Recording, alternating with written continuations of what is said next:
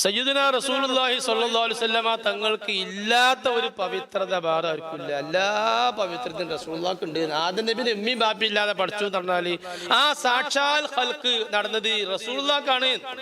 കാരണം റസൂലുള്ളാഹിനെ അള്ളാഹുവിന്റെ നൂറ് തജല്ലി എന്നാണ് പഠിച്ചത്. അള്ളാന്റെ നൂറ് എന്ന് ചില ഹദീസിൽ കാണും. അതിന്റെ അർത്ഥം അള്ളാന്റെ നൂറ് പിരിയാൻ പറ്റുമോ? അതൊരു ഘടകമായി തിരിയാൻ പറ്റുമോ? തജല്ലി പറ്റും. നൂറ് തജല്ലി പറ്റും. എന്നാ തജല്ലിയാണ് അള്ളാഹു. തജല്ലി ആകാതെ പറ്റൂല. അപ്പൊ തജല്ലി എന്ന് പറഞ്ഞാൽ എന്താ? അത് തജല്ലി നമുക്ക് മനസ്സിലാകാനായിട്ടില്ല, നമുക്ക് മനസ്സിലാവൂല. അതിന് മടവൂരാണ്. മടവൂരിന് തിരിയണം എന്നാലേ തജല്ലി മനസ്സിലാവും. മടവൂരിന്റെ ഒപ്പം കൂടണം.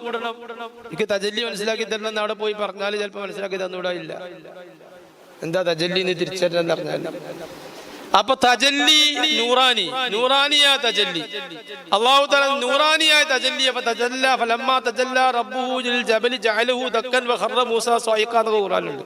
അത് നൂറാനിയ തജല്ലി അല്ല, അത് ജലാലിയ തജല്ലിയാണ്. ജമാലിയ തജല്ലി അല്ലേ? മൂസാ നബി അലൈഹി സ്വലാം ആ മലക്ക് ഇടിഞ്ഞു പോയി എന്നാ പറയും. ഇപ്പോൾ അങ്ങനെ ഇടിഞ്ഞു കിടക്കാന്നാ പറയും. നൂറാനിയ തജല്ലിയിൽ നിന്നുണ്ടായ ആ നൂറ് എന്നാണ് റസൂലുള്ളാഹിനെ പഠിക്കുന്നത്. അപ്പൊ അത് അള്ളാന്റെ നൂറാ. അതിൽ വേറൊന്നും വാസിത്തായിട്ടില്ല. ജിബ്രീലിന് കയ്യില്ലേല്, മീകായിലിനും കയ്യില്ലേല്. ആദം നബിനെ പഠിച്ചതിന് ഇവർക്ക് കയ്യുണ്ട്. ആദം നബിനെ പടക്കാനുള്ള മണ്ണ് കൊണ്ടുവന്നതിന്റെ മുമ്പ് ഞാൻ പറഞ്ഞു കൊടുത്തത് റസൂലുള്ളാഹിനെ മണ്ണെടുത്ത് കൊടുന്നു എന്നാ. ജിബ്രീൽ അലൈഹി സ്വലാം അത് പ്രത്യേക ഒരു ചടങ്ങായി നിർവഹിച്ചു. കൂടെ വലിയ മലായികത്തുണ്ട്. ഈ വടായി എവിടെയുള്ളത്? ഇത് വടായി അല്ല, ഇത് അൽ മവാഹിബുൽ ലദുന്നിയിൽ ഇമാം ഖസ്തല്ലാനി വിശദമായിട്ട് പറഞ്ഞിട്ടുണ്ട്. റസൂലുള്ളാഹിനെ പഠിച്ച തുടക്കം ഹദീസ് സഹിതം പറഞ്ഞിട്ടുണ്ട്. അപ്പോ മദീനത്ത് പോയി ആ മണ്ണെടുത്തുണ്ട്. റസൂലുള്ളാഹിന്റെ ഖബർ ശരീഫ് നിൽക്കുന്ന ഭാഗത്തു നിന്നാണ് റസൂലുള്ളാഹിനെ പടക്കാനുള്ള മണ്ണെടുത്തത്. അങ്ങനെ ആ മണ്ണെടുത്തിട്ട് അർശന്റെ ഭാഗത്തൊക്കെ പോയി ചുറ്റിക്കറങ്ങി, പല ഭാഗത്ത് ചുറ്റിക്കറങ്ങി. പിന്നെ ബാക്കിയുള്ള മണ്ണെടുത്ത് കൊടുത്തിരുന്നു. അവസാനം ആദം നബിനെ തസ്വീർ ചെയ്തു. അങ്ങനെ റൂഹ് ഊതി. അതുണ്ടായത്. പക്ഷേ റസൂലുള്ളാഹിനെ അതിന്റെ മുമ്പ് റസൂലുള്ളാഹിനെ പഠിച്ചിക്കണല്ലോ. ആദം നബിന്റെ റൂഹ് ഒക്കെ പടക്കണതിന്റെ മുമ്പ്, അർശിനും കുർസിനും സർവ്വത്തിനും പടക്കുന്നതിന് മുമ്പ് റസൂലുള്ളാഹിനെ അല്ലാഹു തആല ഒരു വാസിത്തില്ലാതെ പഠിച്ചിട്ടുണ്ട്. അതുകൊണ്ട് റസൂലുള്ളാഹിക്ക് ആ സ്ഥാനം. അപ്പൊ അതും റസൂലുള്ളാഹി കീപ്പ് ചെയ്തു. റസൂലുള്ളാഹി കീപ്പ് ചെയ്യാത്ത ഒരു സ്ഥാനവും ഒരു പവിത്രതയില്ല. ആ ഭാഗം നമുക്ക് വിടാം. ഇനി മൗലിദിന് എന്താ പ്രാമാണികത? അതാണ് ഇപ്പൊ നമ്മൾ തുടങ്ങിയത്. അല്ലാഹു തആല ഈ ചടങ്ങന്നെ ആദ്യം ആലിമിനെ പഠിച്ചിട്ട് നിർവഹിച്ച ചടങ്ങ് മൗലിദാണ്. അത് ഖുർആനിലുണ്ടോ? അത് ഹദീസിലുണ്ടോ? അനൽ മലിക്കു അന്തൽ മലക്കു തുടങ്ങുന്ന ആ മൗലിദ് എവിടെയുള്ളത്? അതിൽ പറഞ്ഞിട്ടുണ്ട്. അത് ആരിഫീങ്ങളുടെ കലാമാണ്. ഈ മൈരിഫത്ത് എന്ന് പറഞ്ഞാൽ എന്താ നിങ്ങൾ? മൈരിഫത്ത് എന്ന് പറഞ്ഞാൽ കിട്ടിയതുകൊണ്ടല്ല ഞാൻ പറയണത്, ഞാൻ എല്ലാം മനസ്സിലാക്കിയിട്ടുണ്ട്. ഇതിനൊക്കെ ഒറ്റയ്ക്ക് തറദ്ദുദ് പോയി യഖീനിലെത്തി മനസ്സിലാക്കിയിട്ടുണ്ട്. അങ്ങനെ പഠിച്ചുകൊണ്ടുള്ള ഒരു യഖീൻ ഉണ്ടാവില്ല.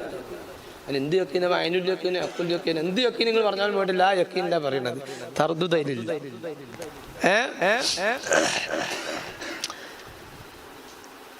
അപ്പോ പിന്നെ നമ്മൾ പറഞ്ഞു അത് മഅരിഫത്ത് എന്ന് പറയുന്നത് അത് നൂറ് മുഹമ്മദി റഹ്മത്തുൽ ലിൽ ആലമീൻ അൽ വാസിതത്തുൽ ഉൽമാ ബൈനല്ലാഹി വ ബൈന ഖൽഖിഹി അൽ ബാബുൽ അവ്വലു ഇലല്ലാഹി തആല. അല്ലാഹുവിലേക്കുള്ള ഗേറ്റ്. ഇതാണ് റസൂൽ. ആ റസൂലുള്ളാഹിനെ തിരിയലാണ് മഅരിഫത്ത്. തിരിഞ്ഞ് റസൂലുള്ളാഹിനെ പറ്റിയുള്ള മഅരിഫത്ത് കൂടി കൂടി കൂടി കൂടി വന്ന് പിന്നെ തോന്നുന്നത് ഇപ്പൊ അള്ളാഹിനെ പറ്റി എനിക്ക് തിരിഞ്ഞത്. ഇപ്പൊ അള്ളാഹിലൂടെ പോണത്, അള്ളാഹിനെ പറ്റിയാണ് തിരിഞ്ഞത്. അവസാന ആരിഫ്യങ്ങൾ പറഞ്ഞത് വീണ്ടും തിരിച്ചെത്തുന്ന കൊടുക്കട്ടെ ഞങ്ങൾ തന്നെയാണ് കാമിലായ ഇൻസാനുൽ കാമില് അള്ളാഹിന്റെ റസൂലിനെ പിന്നെ അവസാനം തിരിഞ്ഞത്. ലില്ലിനാണ് ഇപ്പോഴും തിരിഞ്ഞത്. അപ്പൊ ആ ലില്ലിയത്ത്, റസൂലുള്ളാഹിന്റെ ആ ലില്ലിയത്ത് മനസ്സിലാക്കാൻ കഴിയണം. അതാണ് മഅരിഫത്ത്. എങ്ങനെയാണ് ആ ലില്ലിയത്ത് എന്ന് മനസ്സിലാക്കാൻ കഴിയുക? അപ്പൊ റസൂലുള്ളാഹിനെ പറ്റി തിരിച്ചില്ല. റസൂലുള്ളാഹിനെ പറ്റി കൂടുതൽ അറിഞ്ഞവര് ആരിഫ്യങ്ങളാണ്, അഖ്ത്വാബിയങ്ങളാണ്, അഖ്വാസികളാണ്. കാലഘട്ടത്തിന്റെ ഗൗസായിരുന്നു അബ്ദുൽ അസീസ് അദ്ദബ്ബാഗ് റളിയല്ലാഹു അൻഹു. അവര് പറഞ്ഞു വെച്ചിട്ടുണ്ട് എന്ത്? റസൂലുള്ളാഹിനെ പറ്റി വല്ലാതെ എഴുതി വെച്ചിട്ടുണ്ട് അവരെ ശിഷ്യൻ.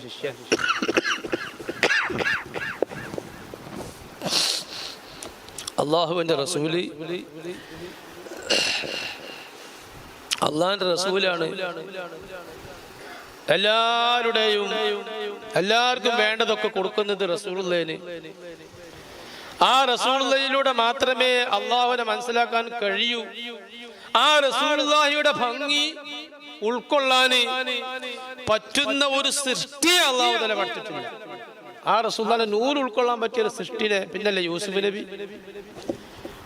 സൂര്യനേക്കാളും അർശിനേക്കാളും അതിൽ ഇലൽ അർശി വൽ കുർസി അഹ്മദു ഖദ്ദന വനൂറുഹുമാ മിൻ നൂരിഹി യതലഅലു എന്ന് പറഞ്ഞ റസൂലുള്ളാഹി മിഅ്റാജ് ചെന്നപ്പോൾ അർശും കുർസിയും റസൂലുള്ളാഹിന്റെ പ്രകാശം കൊണ്ട് ലംഘിക്കുകയാണ് എന്നാ പറഞ്ഞത്.